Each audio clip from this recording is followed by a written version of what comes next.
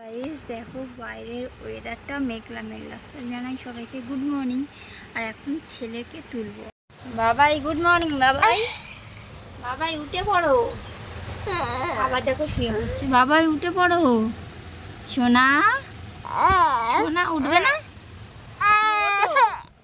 সারা বেলা নইলে জ্বালাবে। উঠে পড়ো সোনা। আমি কিছুক্ষণ পরে ঘুমাবে। ওঠো বাবাই। দেখেছো উঠবে না, মানে ঘুমাবে। বাবা যখন যায় মানে আর কি মানে ভোর 4টার সময় যখন ওর বাবা ওঠে তখনও আজকে উঠেছিল। উঠে অনেকক্ষণ জেগেছিল, মানে 5:30 নাগাদ পর্যন্ত জেগেছিল। তারপর যেহেতু ঘুমিয়েছে, এখন বাজে 7:30। এখন যদি ও না ওঠে ও আবার ঠিক মানে 10টার মধ্যে আবার ঘুমাবে না, দুপুরেও ঘুমাতে চাইবে না। তুলে দিচ্ছে, উঠবে না। দেখো ঠিক আছে, ঘুমাও সোনা, ঘুমাও সোনা, ঘুমাতে বলেছি। ঠিক আছে ঘুমাও বাবাই। আমার বাবাই শরীরটা খারাপ, ঘুমাবে না। ঠিক আছে ঘুমা ঘুমা ঘুমা।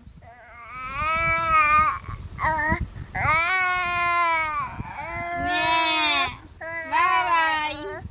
উফ, প্রচণ্ড গরম হচ্ছে। এখন বাজে ঠিক 9টা। আর এই মাত্র দোকানে গিয়েছিলাম এই সামনে। তো এসছি দৌড়ে দৌড়ে, জানো সে মানে ছেলে ঘুমাচ্ছিল। আমি সে যদিও বা ঘুমিয়ে কোথাও যাই না, তো আজকে যে গেলাম এই কারণে। তো মামা ছিল, মামাকে বলেওছিলাম দেখতে।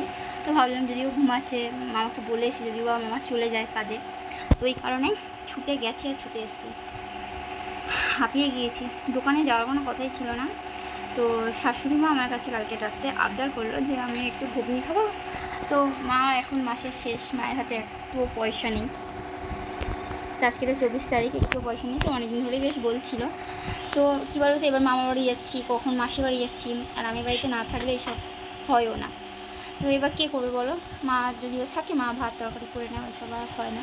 তো এবার আমি আছি, তো ভাবলাম যে না, মায়ের কথা মতো ঘুগনি মটরটা নিয়ে এসে নিয়ে ভিজিয়ে দিয়েছি 9টা বাজে।